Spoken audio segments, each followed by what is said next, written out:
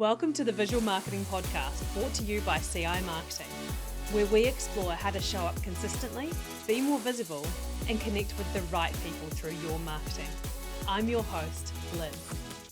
Today I'm joined by Steph from CI Marketing, who works alongside me, and we're going to be talking about social media marketing world. We went last year and we headed back this year. We're going to share with you some tips from our trip last year and also what we're planning on doing this year. So stay tuned. So Steph, welcome to the podcast. Thanks for having me. So we are heading off to social media marketing world in a few weeks' time. Let's tell everybody what it was all about and what it is all about.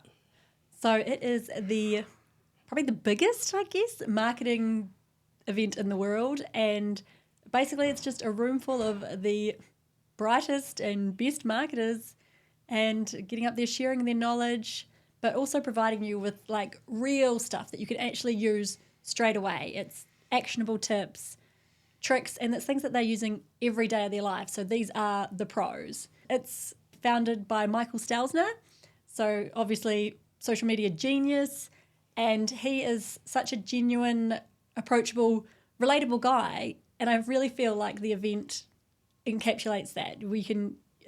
It feels like it. He sets the whole tone of the event. Yeah, absolutely. I agree. And Michael Stelzner from Social Media Examiner, who also has a podcast as well. I think he has a couple of podcasts actually. So definitely check those ones out. That's actually how I found out about the event last year. So when I decided to go last year, I hadn't actually invited you along just yet. I was going to go solo. Yeah, no, you were going to leave me behind. I was, but I'm glad I didn't. It was a pretty last minute decision. I can't remember how much notice I gave you.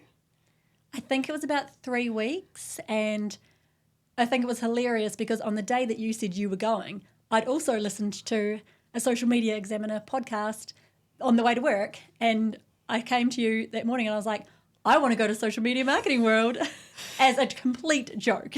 Which is kind of hilarious because viewers won't know or listeners won't know that we are actually only 1 day apart in age. So we share the same star sign. Perhaps we just share the same train of thought as well. So it was meant to be. Possibly, yeah. So tell me about last year. What were your expectations heading into the event?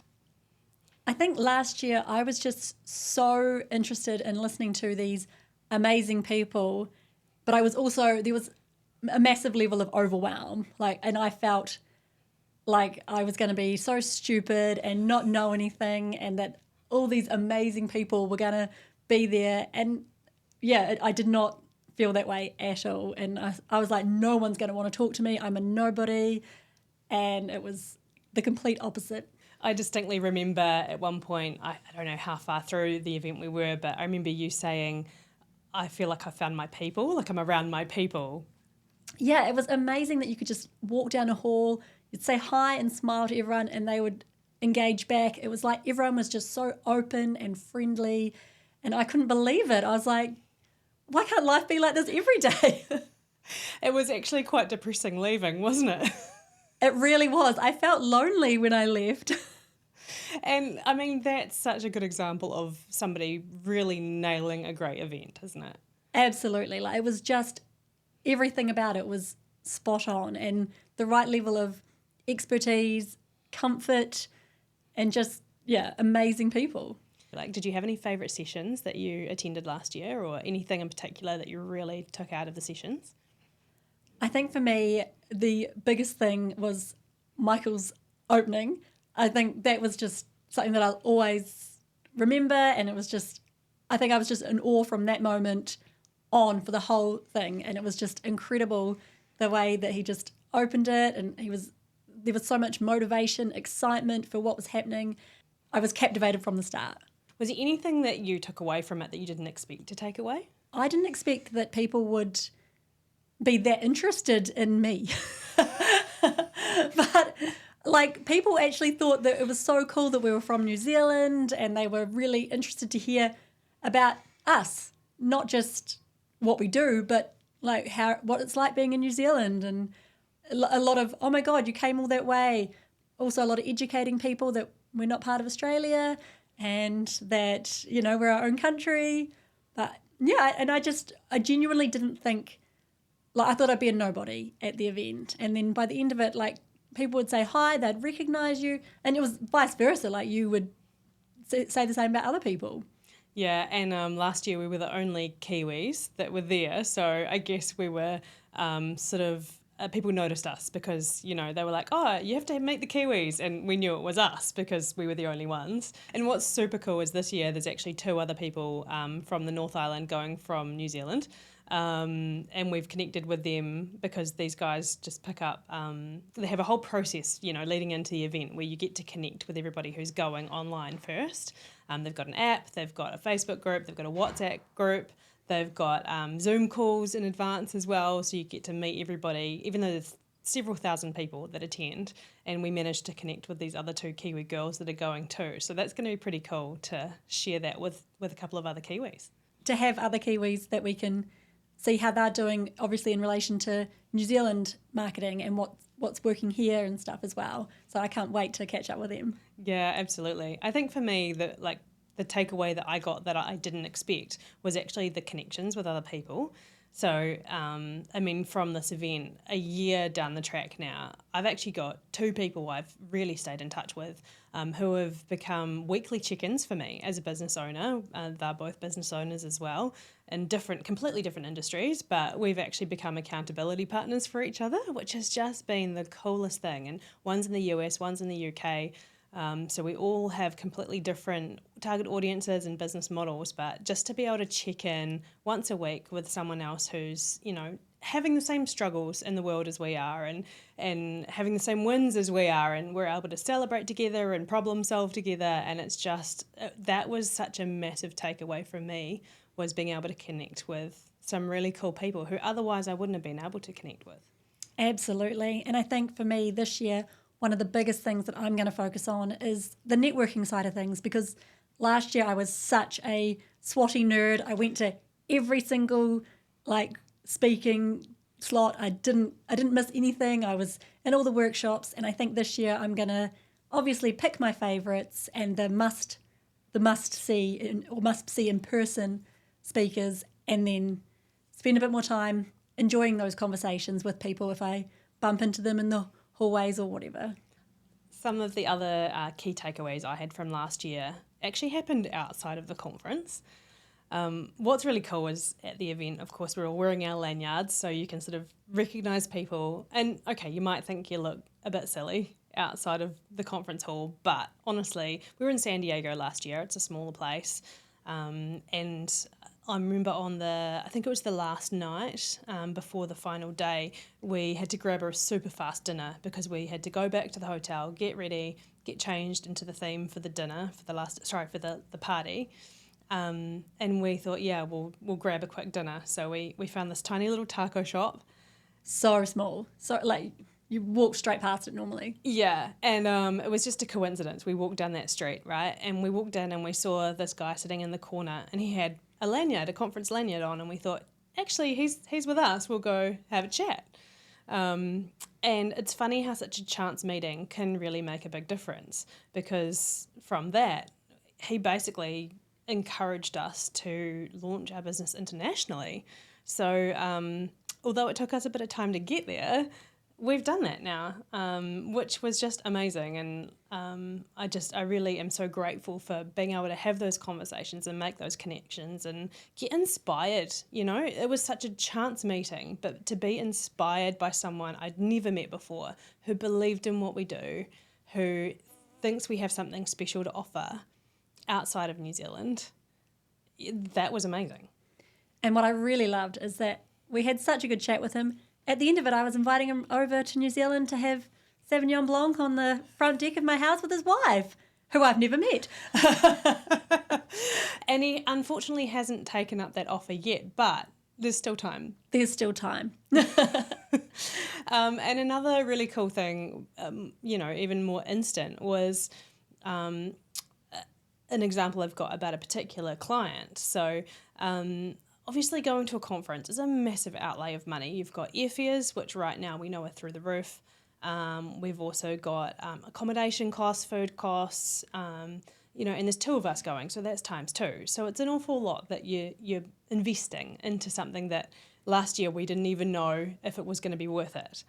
But turns out it was, because one of the very first sessions I went to actually, it wasn't about social media, it wasn't about AI, it was about selling techniques.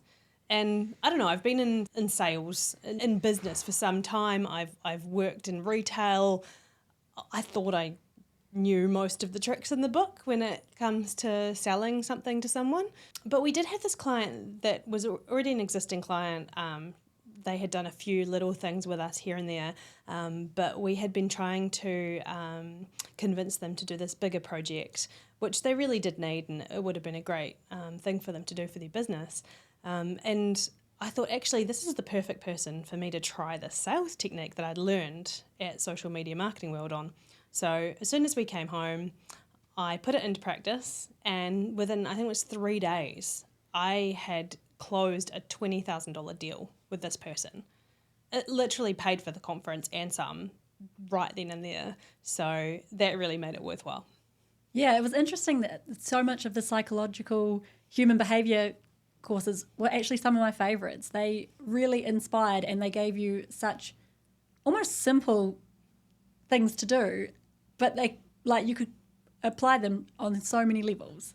Yeah, absolutely. And another thing I noticed was, obviously I'm a photographer, I work in video as well, and that's sort of my area of expertise and of interest too. And so I'd signed up to, all the YouTube stuff, all the Instagram stuff, all the video production stuff, and they were probably the sessions that I least enjoyed. So one of my learnings from last year, and that I'm taking into this year when I'm picking the sessions to go to, is I'm actually going to pick stuff that's out of my comfort zone, that's outside of what I would usually choose to go and listen to, because I want to learn new things. So that's my plan this year. That's a great plan. And I'm the same. Like, I'm going to try and learn a little bit more. Like last time I was really focused on email marketing, LinkedIn, and I think this year I'm going to lean in towards more the AI and also the human behaviour stuff, because that's really interesting. Yeah, absolutely. I had a meeting this morning actually with a new client that we've got, and I was explaining to him, the structure and the basics of marketing. And with photography as well, I think it's the same thing. I actually think 90% of what we do is psychology, is actually dealing with people, making them feel comfortable, helping them to understand what's involved, what they need, what they don't need. And the needs of their customers. Absolutely. And getting in the mind of their customers rather than seeing it from their perspective. So that was a really interesting conversation, and exactly the same thing. Those sessions really honed in on that. And I think that's a huge part of what we do. So this year, the conference is actually being held in LA, in Anaheim. They have moved it from San Diego. Whilst we loved San Diego, I think Anaheim's going to be super fun. We're actually based across the road from Disneyland. I can't wait. I am such a Disney fan. This is going to be insane. I can't wait to get another pair of Mickey ears. I've already got some from my first trip many years ago. So I'm looking forward to going back there and getting in those teacups and riding the rides and just having a blast. And the best thing is we get to do it with all these new people. We're going to join up with a whole bunch of people we've never met before. And yeah, it's going to be a day of connection and fun at Disneyland. What more could you want on a work trip, right? It's insane. I've been telling people I get paid to go to this Disneyland, and they just think it's hilarious. Yeah, if anybody ever is thinking about getting into marketing, highly recommend it. Get paid to indulge in beautiful food, travel to great places. Okay, it's not actually that glamorous, but No, 99% of what we do is not glamorous at all. But this is certainly, it's a massive highlight, and for anybody attending, it's a highlight. Yeah, 100%. Have you got any tips of what people should do in terms of packing for a work trip, for a conference, or like the must-takes to a conference? I'm the worst person to ask this because I'm a chronic overpacker. I will pack 1,000,000 times more than what you need. But what I would say is just pack what you're comfortable in and what you'd wear and what you are going to be comfortable in. So if it's just because it's a work trip, if you don't wear corporate clothes all the time, don't bother trying to wear a whole bunch of corporate clothes that aren't you and don't feel right. chuck on what you're comfortable in and just enjoy yourself. What I love about this one is because there's the Facebook group and all the comms, behind the scenes, it's been really cool because people have been able to ask the question like, hey, what's the dress code? There's heaps of photos and videos from last year. You can get a feel for what people are wearing. And there was such a mixed bag. Like there was everything from, pink, all-in-one business suits with heels right through to, jeans and a t-shirt and a hoodie. And nobody judged anybody. Everybody was just taken, for who they are, for their personality, which was super cool. So I think the number one tip that everyone is sharing is wear comfortable shoes. And for me, that's not my forte. I'm not a sensible shoe wearer. I love heels, even a small heel. So that is going to be my hardest thing, is trying to figure out how I'm going to wear white sneakers for 3 days straight. Yeah, I'm going to struggle. I'm going to really struggle not to chuck on my heels. I reckon you'll start in sneakers and end in heels. Probably, yes. So speaking of shoes though, last year, how many extra suitcases did we bring home? That may have been one each, and I'm going to make sure my husband does not listen to this. We really enjoyed the shopping. I mean, to be fair, most of my stuff was for my children, or at least that's what I'm going to pretend. But the biggest question is, how many pairs of shoes did you buy, Liz? I'm not sure I'm willing to admit, but I think it was in the vicinity of 9 new pairs of shoes last time. So I don't know if I'm going to go for the record this time or, what that will be. But they were mostly sneakers in my defence, so I need them. What about those silver sparkly boots, though? How can you beat $3 boots, Steph? You can't beat $3 boots.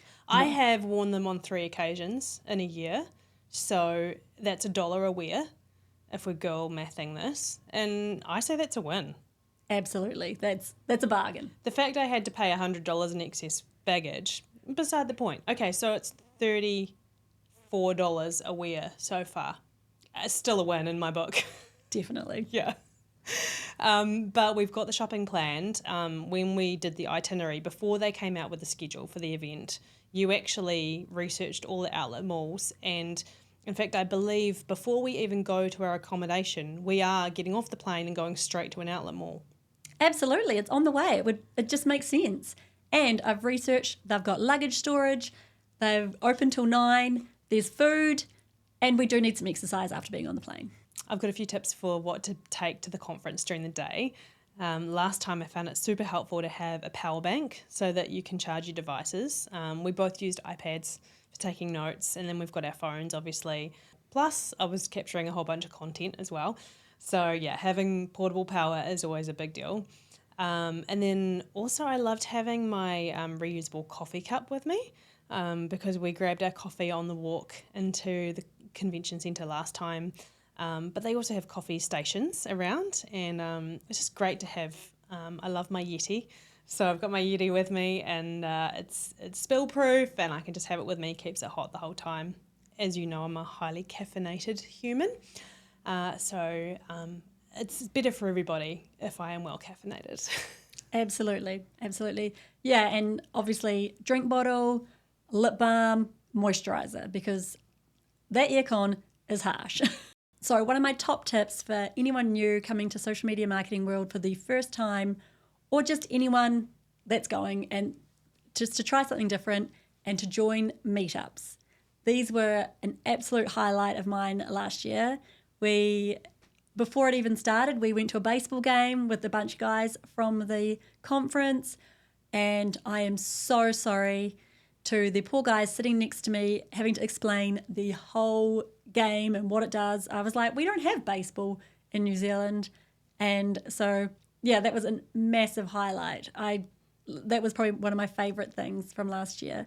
But also we did like a sunset walk on some cliffs that I would never have known about if someone hadn't planned that meetup as well. So scroll through the meetups, have a look and sign up to stuff, because that is where you really connect. But you also get to see more of the area or experience a bit more, especially for international visitors that, I can't go to a baseball game every day. So I'm glad I did. Yeah, absolutely. And on that night that you did the sunset walk, we actually split up into 2 different meetups, and I went along to an agency owners meetup and just met some of the coolest people. We had dinner, we had like-minded chats about everything. It was just so nice. And who wants to sit in the hotel room by themselves with room service? Like, that's not what you're there for, And you will find your people at this type of event. So definitely put yourself out there and don't be afraid to, connect with somebody. Say hi in the hallway. You say, hey, what are you doing later? Can I join you for dinner? Absolutely. And yeah, I think we probably spent all up, we just were in our room to sleep, like sleep and get ready. That was it. I think we crammed in as much as we possibly could. And if it wasn't event related, it was going for a walk and checking out the sites. It was finding new places to have breakfast. And yeah, it was just, I think being in your hotel room, you're just not going to achieve the same. Totally. Yeah. And the other thing I wanted to talk about was what our plan is this year for capturing content. So we sort of went over last year a little bit in the dark and didn't have like a super big plan on what we were going to do either side of it. So obviously this year we're doing this podcast, which we are going to utilise in a few bits of content. It's the cool thing about a video podcast, obviously, whether you're listening to it right now on audio or if you're watching it on video.